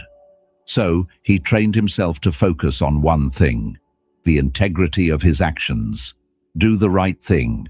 Do it with calm. Let the noise be noise. That's letting results be your reply. Seneca would warn you that many people want to pull you into their chaos because it gives them a sense of control. When you argue back, you confirm their power. They can move your emotions. They can change your state. They can steal your attention. But when you don't respond with words and you respond with reality, consistent standards, consistent progress, consistent calm, you take the control back without fighting. Now, let's bring this down to earth with the situations that usually hook people. Someone doubts you. They make a comment like, "You're not going to stick to that." The old you wants to prove them wrong immediately, with words, with promises, with defensiveness. But those words don't build anything. They just give the other person a front row seat in your mind. The Stoic move is to say less or nothing, and then build quietly until the doubt becomes irrelevant. Someone misjudges you. They interpret your silence as weakness. They call you cold. They label you. The old you rushes to correct the label, to be understood, to manage perception. The Stoic move is to let their label exist and keep living in a way that contradicts it. Because if you try to convince someone who is committed to misunderstanding, you will waste your life. If you keep your standard, reality will eventually speak louder than their words. Someone insults you. The old you wants a sharp comeback. That desire feels powerful for a second, but it ties you to their energy. It makes them your emotional boss. The Stoic move is to ask, what kind of man needs the last word with someone he doesn't respect? If you want to reply, reply with dignity, with calm, with a short line. But often the strongest reply is your unaffected progress. Someone tries to bait you into drama. They want a reaction. They want you to get loud. They want you to become emotional so they can feel important. Results are the refusal to play. Results are you saying, without saying, you can't pull me into this. Now, here's the part that people misunderstand. Results don't have to be big to be powerful. A result can be internal. The result of not reacting is a result. The result of staying calm under provocation is a result. The result of sticking to your routine when you feel like quitting is a result. The result of protecting your energy and leaving a draining conversation is a result. The result of keeping your word to yourself is a result. These are not visible trophies, but they change your life faster than trophies because they build character, and character is the source of visible results later. So when we say, let results be your only reply, we're not saying, be silent and do nothing. We're saying, be silent and do the work that makes words unnecessary. Now, why is this so hard? Because words are easier than work. Words give instant relief. Work gives delayed reward. Words give you a feeling of control in the moment. Work gives you real control over time. Words can be performed in a minute. Results require days, weeks, sometimes months of quiet repetition. That delay is where most people quit, and that's why most people stay loud. They talk because they can't tolerate the silence between effort and payoff. They need reassurance. They need validation. They need someone to say, yes, it's working. And when nobody says it, they get anxious and they start announcing, explaining, defending. The Stoic path is to tolerate the delay, to trust the process without needing constant emotional proof. This is why your silence becomes a weapon against your own impatience. Silence forces you to sit with the uncertainty. It forces you to let the work be the work. It forces you to stop distracting yourself with commentary. 20 secondi per amare la nuova crema Pantene Heat & Glow. Guardala, è rosa. Poi la magia. La sua formula Pro V con tecnologia termoattiva. Usa il calore per idratare i capelli fino a 4 volte di più. Wow! E li protegge fino a 230 gradi. Sembra impossibile, ma è proprio così. Scommetti che non riuscirai più a farne a meno. Per quello che ci sta a cuore, non ci sono scorciatoie. Pasta Rummo, eccezionale tenuta alla cottura. And if you can do that, you become rare. Now let's make it extremely practical with a rule you can carry into any moment of provocation. When someone triggers you, you pause and ask, what reply would my future self respect? Not what reply would win the moment. Not what reply would make them quiet. Not what reply would make me look strong. What reply would my future self respect? Sometimes the answer is one calm sentence. Sometimes the answer is leaving. Sometimes the answer is silence. But often the answer is keep building and let time prove the truth. Because time is the ultimate judge, and time favors consistency. Now, there's a second rule that makes this even sharper. Don't argue about what you're going to do. Do it. Then, if you choose to speak, speak from reality, not from intention. Intention is cheap. Reality is expensive. Let your words come after your action, not before it. This also protects you from a dangerous habit, making promises you can't yet keep. Many people talk themselves into a future identity they haven't built, and then they collapse under their own claims. But when you move quietly, your identity grows at a pace that your nervous system can hold. You don't need to lie to yourself with grand speeches. You don't need to impress anyone. You just become. Seneca would call this living with integrity. Epictetus would call it living according to your chosen principles. Marcus would call it living in accordance with nature, doing the work that is yours to do. Now, here's an if-then that turns this into a daily discipline. If you feel pulled into proving yourself with words, then replace one sentence with one action. Literally, One action. Close the app. Do the set. Write the paragraph. Study the lesson. Clean the room. Take the walk. Make the call. Sleep on time. Enforce the boundary. One action that makes your life stronger. That action is your reply. And here's what will happen over time if you live this way. People who live on drama will get bored with you. They will try harder for a while because your calm frustrates them. Then they will move on because you're no longer giving them the reward they want. And people who live on substance will start respecting you more. Not because you demanded it, because your life signals stability. Your presence signals self-command. Your choices signal standards. That is the kind of respect you can live with, and it naturally leads to the next truth. Because once you stop replying with words and start replying with results, you become more selective about who even gets access to you at all. You realize that curiosity is not a credential, and just because someone wants to know doesn't mean they deserve to. Access is earned. 9. Access is earned, not given because they're curious. Have you ever felt that subtle pressure to be open, to answer personal questions, to explain your choices, to share your plans? Not because you wanted to, but because someone was watching you with curiosity, and you didn't want to seem rude or guarded or difficult. That pressure is one of the quiet ways people lose control of their life. Because once you start giving access out of guilt, you teach everyone around you a dangerous rule. If I ask enough, if I push enough, if I act offended enough, you will eventually open the door. And then you wonder why you feel exposed. You wonder why you feel drained. You wonder why people know things about you that you wish they didn't know. But the truth is simple. You didn't protect the gate.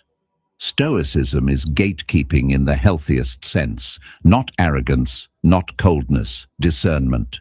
Epictetus taught that your inner world is yours to govern, and governance means selection. You don't hand your attention to anything that reaches for it. You don't hand your trust to anyone who asks for it. You don't hand your story to people who haven't proven they can hold it with respect. Because not everyone is trustworthy, and pretending they are is not kindness, it's naivety. Marcus Aurelius knew this personally. He dealt with flattery, manipulation, betrayal, people who smiled in public and undermined in private. He had to learn to keep his mind guarded without becoming bitter. He had to learn to be fair without being naive. That is the heart of this point. Protect your access, not because you hate people, but because you respect yourself. Seneca would warn that many people approach you not to understand you, but to use you. Use your time, your energy, your attention, your emotional labor, your generosity. Sometimes it's intentional, often it's unconscious. But the effect is the same. If you keep giving access without standards, you end up empty. So let's define access because it's broader than people realize. Access is not only who can call you. Access is who can influence your mood. Access is who can pull you into an argument. Access is who gets your attention during your best hours. Access is who gets to know your vulnerabilities. Access is who gets to hear your plans before they're built. Access is who gets you when you're tired and soft and unguarded. Every one of these is a door into your life. And doors are meant to be opened intentionally, not automatically. Now, this is where people get confused. They think being selective makes them selfish. They think saying no makes them cold. They think privacy makes them dishonest. They think boundaries make them harsh. But what they're really afraid of is this. The moment they stop giving access freely, some people will react because those people weren't enjoying you. They were enjoying access to you. They were enjoying being able to reach you whenever they wanted.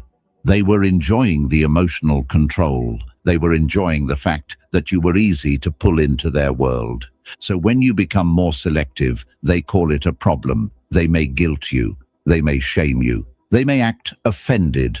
They may ask, "Why are you like this?" They may say, "Who do you think you are?" They may frame your boundary as arrogance. But the Stoic would say their reaction is not a verdict, it's information. It tells you who respected you and who exploited you, and that information is priceless. Epictetus would teach you to look at what is in your control, your choices, not their opinions, not their emotions, not their interpretation. So when someone pushes for access and you feel that old guilt rising, you pause and you remember guilt is not always a sign you did something wrong. Sometimes guilt is the withdrawal symptom of people-pleasing. Sometimes it's the old habit of being available to earn safety. So you don't obey guilt blindly. You examine it. You ask, has this person earned access, or are they just curious? Because curiosity is not a credential. Curiosity is cheap. A person can be curious about you and still be careless with you. They can be curious and still gossip. They can be curious and still judge. They can be curious and still sabotage. They can be curious and still use what you share against you later. So access isn't given because someone wants it. Access is earned through patterns of respect, discretion, consistency, and goodwill. This is maturity. And it changes everything about your life because it forces you to move from emotional relationships to principled relationships. Now, what does it look like to make access earned in daily life? It looks like not answering every question, even simple ones, if the energy behind the question feels off. You can feel it. Some questions are genuine. Some questions are fishing hooks. They're designed to pull you into explaining, confessing, revealing. When you sense the hook, you don't bite. You stay calm. You answer lightly, or you redirect, or you keep it private. It looks like not letting people's urgency dictate your availability. Someone texts, calls, demands immediate attention. The old you feels pressured to respond to prove you care. The new you understands. Care does not require immediacy. Access is not an emergency service. You respond when it's appropriate, not when it's demanded. It looks like distinguishing between people who support your growth and people who consume your growth as entertainment. Some people want to see you improve because it inspires them. Others want to see you improve because it gives them something to talk about. The second group doesn't deserve access to the process. They can meet the finished version if they earn it. It looks like protecting your vulnerable moments. When you're tired, when you're emotional, when you're uncertain, those are the moments you're most likely to overshare. And the people who push hardest during those moments are often the ones who benefit from you being uncentered. So you learn to slow down. You learn to postpone conversations. You learn to say, I'll think about it. That single phrase can save your life because it creates space for wisdom to return.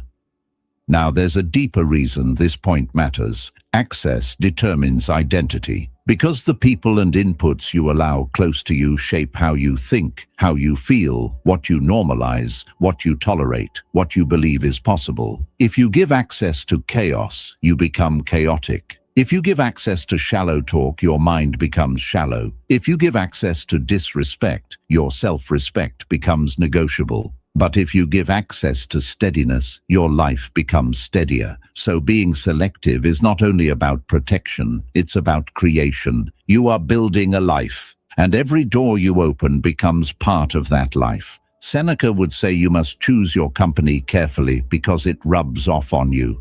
Not only friends, but the entire environment of influence around you. A Stoic understands that the mind is shaped by what it repeatedly touches. Access is what you allow your mind to touch.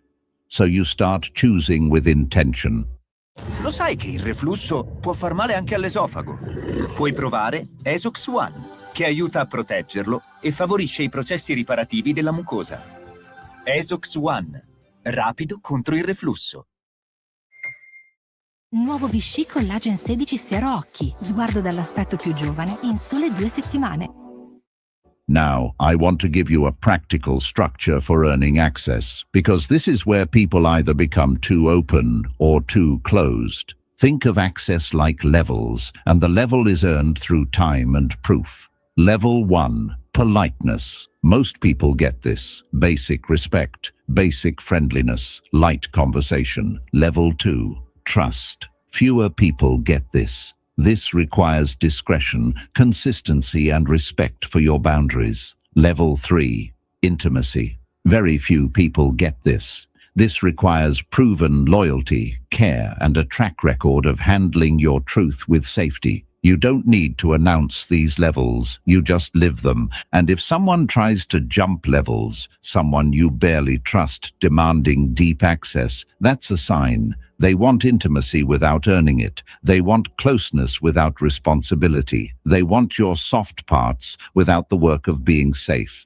And you don't have to be cruel. You simply don't comply because you respect yourself. Here's the if-then that makes this habit immediate. If you feel pressured to share more than you want to share, then slow down and give less. Give the simplest version, or say, I'm keeping that private, or I'm focused on it, but I'm not talking about it much. Then hold the silence. Let the pressure float in the air without rushing to fix it. Silence is how you keep the gate. Over time, this changes your relationships in a beautiful, clean way. The people who respect you will adjust and remain. The people who only wanted access will drift or become louder. Either way, you become clearer.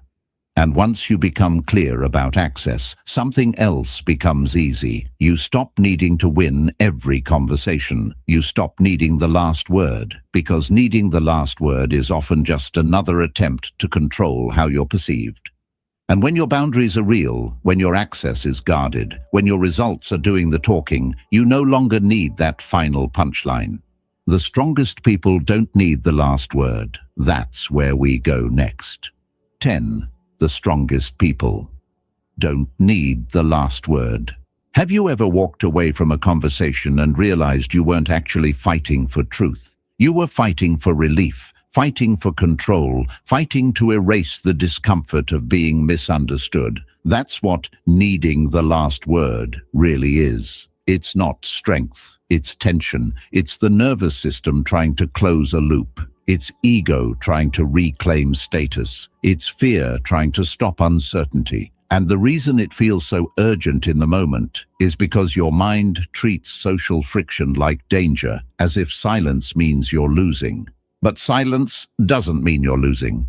Silence means you're choosing. And that ability to choose, especially when your emotions are loud, is one of the clearest signs of strength. Stoicism is almost built for this. Epictetus would say, if someone insults you, misjudges you, provokes you, and you immediately need to answer, then they are controlling you. Not because they are powerful, but because you are attached. Attached to being right. Attached to being seen correctly. Attached to not being disrespected. Attached to not feeling that sting of, they don't get me. And those attachments are invisible chains.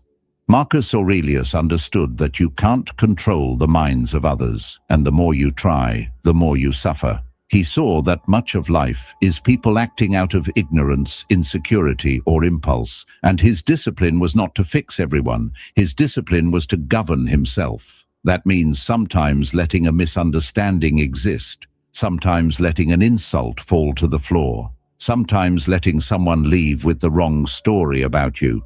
Not because you're weak, because you're free.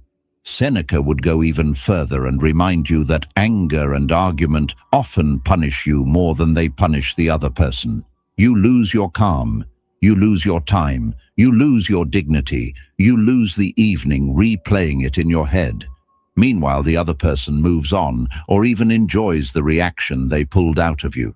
So the Stoic question becomes brutally practical. Why would you pay for a conversation that makes you poorer? This is the habit. Stop paying. And it begins with noticing the exact moment the urge rises. That moment is familiar. Someone says something sharp. Someone misunderstands you. Someone questions your choices. Someone throws a subtle insult, and you feel the heat, the sentence forming, the comeback preparing, the explanation loading. The mind wants to jump in, to correct, to win, to dominate, and the body often reacts first. A faster heartbeat, tighter jaw, a need to respond immediately.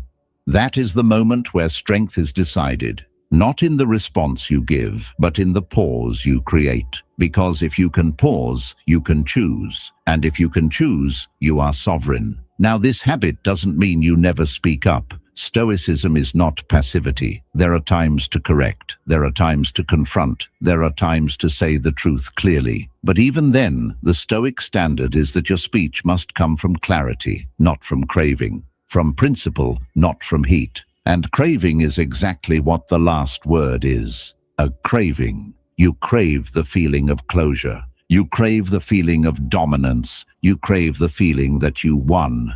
But the problem is, that kind of win doesn't build your life. It builds your ego. And ego is expensive. So the stronger form of closure is internal closure. It's you deciding, I'm done feeding this. It's you deciding, I don't need to fix their opinion.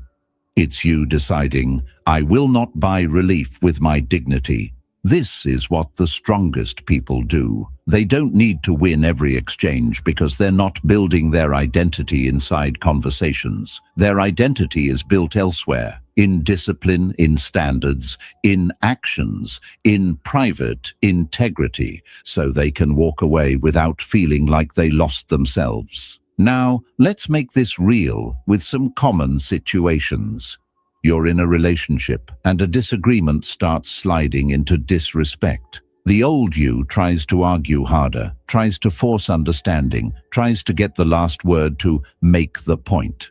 The new you recognizes the pattern early and chooses a boundary instead of a debate.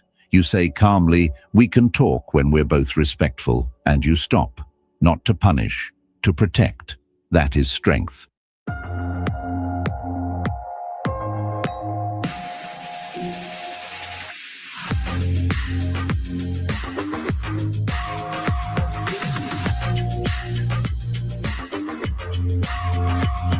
Il toast è più toast con fettine Kraft. Le fettine Kraft. You're at work and someone throws a jab. The old you burns hours thinking of the perfect reply, the perfect email, the perfect way to put them in their place. The new you asks, does this help my mission? If the answer is no, you don't feed it. You keep working. You let your competence speak. That is strength. You're dealing with family or old friends, and they try to pull you back into the old version of you. They tease, they comment, they provoke. The old you defends. The new you stays calm. You don't become a different person in order to explain why you're different. You stay steady. You change the subject. You leave early if needed. That is strength. The pattern is always the same. The last word is usually a bid for control in a situation where you feel exposed. But once you see that, you can replace it. Because the truth is, the last word rarely changes anyone. It rarely creates real respect. It rarely produces clarity. Most of the time, it produces more friction, more drama, more replay in your head, more emotional hangover. So the real question is, what are you protecting when you fight for the last word? If you're protecting truth, speak with calm and brevity. If you're protecting ego, choose silence. And if you're not sure which it is, that's already your answer. Pause first. Now, there's a deeper layer that turns this habit from self-control into a way of life, letting people be wrong about you.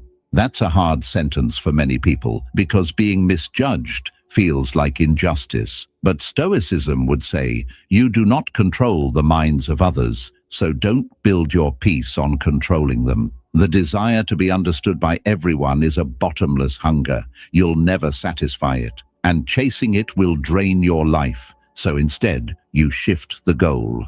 The goal is not everyone understands me. The goal is I understand me and I live accordingly. That's what makes silence powerful. That's what makes focus possible. That's what makes you unshakable. And this is where the habit becomes almost peaceful. When you don't need the last word, you start hearing your own mind again. You start noticing how much energy you used to spend rehearsing imaginary arguments. You start noticing how many hours you used to donate to people who didn't deserve them. And that energy returns to you like a quiet refund. You become calmer. You become clearer. You become more productive. You become harder to manipulate, because manipulation often works through provocation. If someone can pull your reaction, they can steer your attention. But if you can hold your silence, you become difficult to steer. Epictetus would call that freedom. Now, here's the if. Then that makes this habit automatic in the real world. If you feel the urge to get the last word, then take one breath and ask, what does my silence protect right now? If the answer is my peace, then let silence do its job. If the answer is my ego, then let silence teach you humility. Either way, silence becomes your teacher.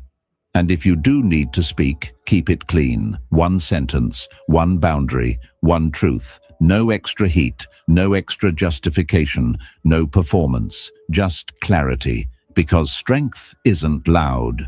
Strength is controlled. Strength doesn't chase closure outside itself. Strength knows when to speak and when to stop. And when you live like that, when you focus on yourself, guard your energy, keep your plans private, let results speak, decide who earns access, and refuse the addiction of the last word, you don't just become quieter, you become harder to disturb. And maybe that's the rarest kind of power, not winning every conversation, but winning your own mind.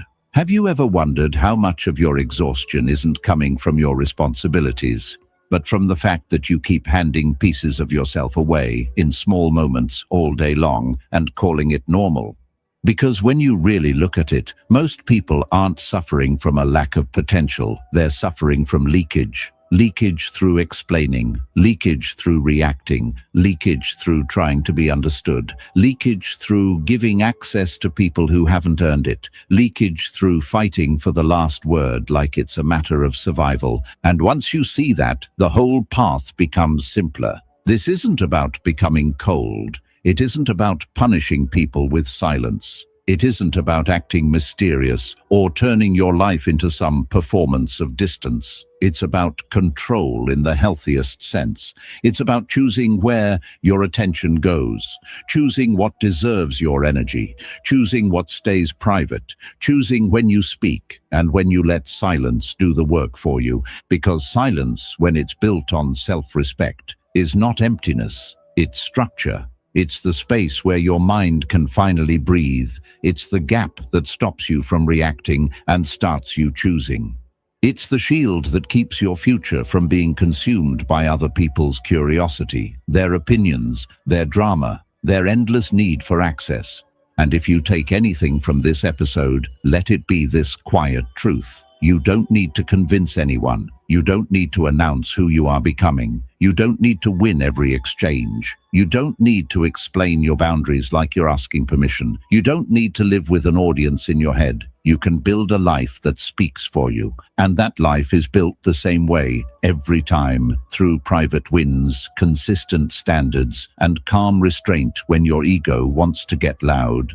So as you finish this, don't try to apply everything at once. Just pick one place where you've been leaking, one habit of over-explaining, one relationship where access is too easy, one argument you keep replaying, one moment where you always need the last word, and choose one clean correction, one pause, one boundary, one act of discipline.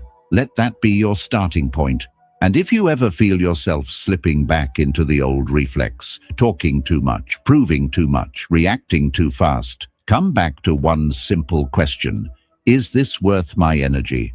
Because your energy is your life. And once you start spending it like it matters, everything changes. Quietly, steadily, for good. ZQuil presenta Campioni ogni giorno, anche contro lo stress.